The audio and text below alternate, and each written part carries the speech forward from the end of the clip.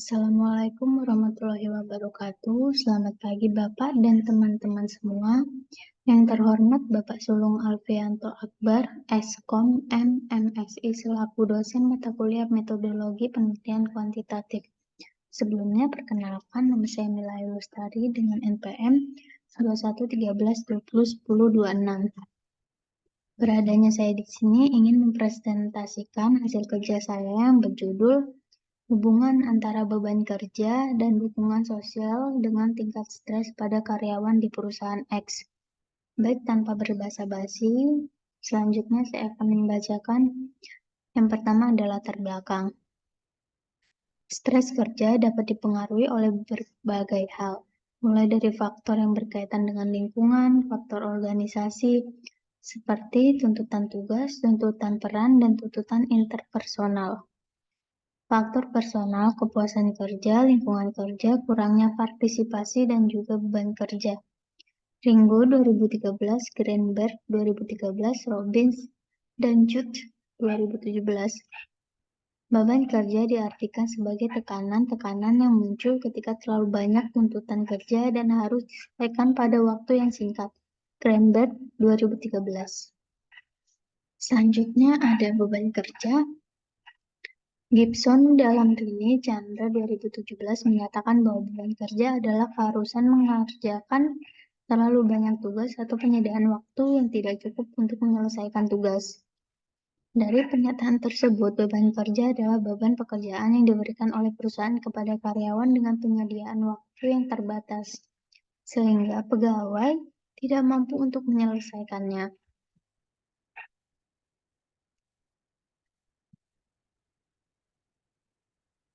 Selanjutnya ada faktor eksternal.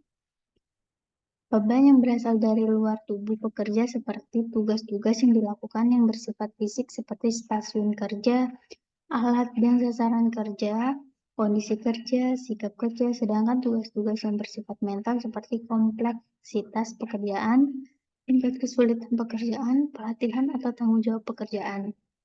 Yang kedua, ada faktor internal. Faktor ini faktor yang berasal dari dalam tubuh akibat dari reaksi beban kerja eksternal, yang meliputi faktor somatis, yaitu jenis kelamin, umur, ukuran tubuh, status gizi, kondisi kesehatan. Selanjutnya ada dukungan sosial. Pusrini dan Prihartanti 2014. Dukungan sosial adalah suatu pemikiran terbaik berbagai suatu konstruksi multidimensional yang terdiri dari komponen fungsional dan struktural.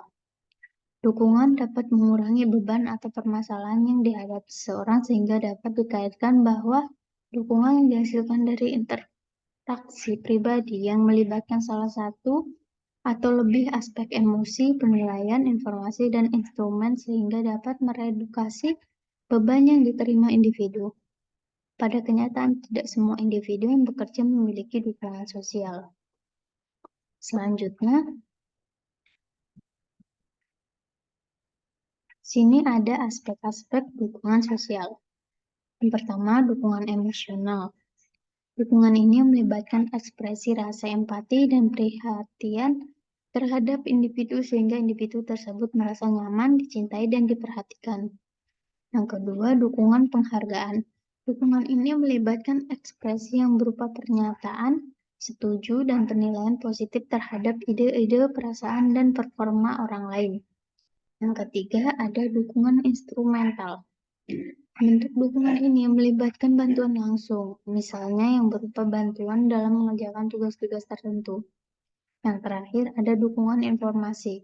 Dukungan yang bersifat informasi ini dapat berupa saran, pengarahan, dan umpan balik tentang bagaimana cara memecahkan persoalan.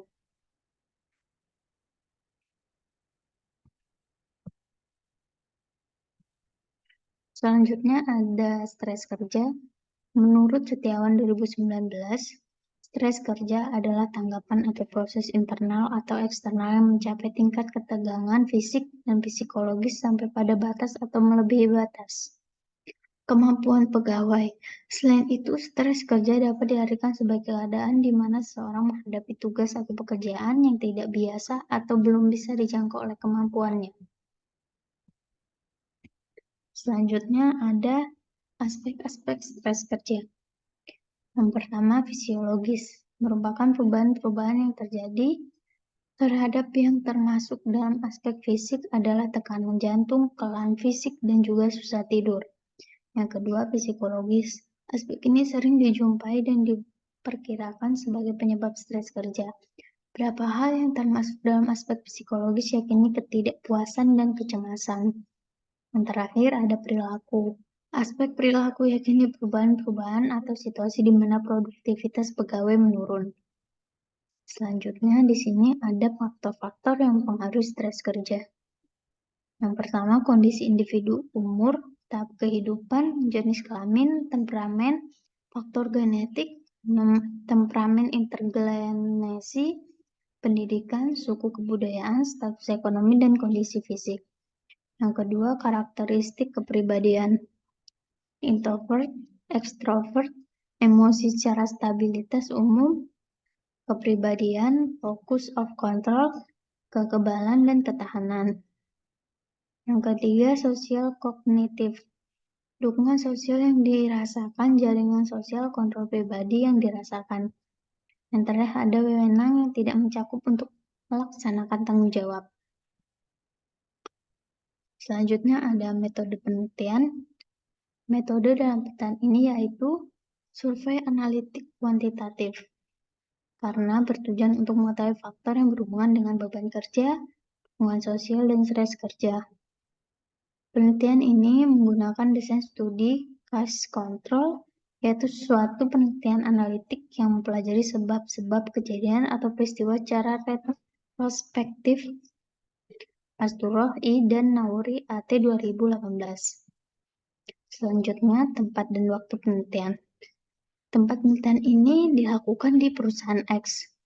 Untuk waktu penelitiannya, penelitian ini dilakukan pada bulan Januari sampai dengan selesai, yang dimulai dari survei awal, identifikasi kasus dan kontrol, pengumpulan data, identifikasi variabel, analisis data, uji statistik, interpretasi hasil. Selanjutnya ada populasi dan sampel.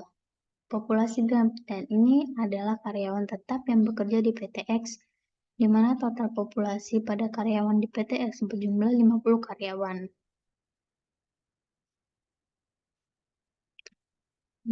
Selanjutnya ada metode pengumpulan data. Dalam penelitian ini, skala atau kuesioner digunakan dalam mengumpulkan data. Skala atau kuesioner merupakan alat yang dapat membantu dalam pengumpulan data berupa pertanyaan tertulis yang ditunjukkan kepada subjek. Kuesioner dalam penelitian ini menggunakan skala stres kerja dan skala dukungan sosial.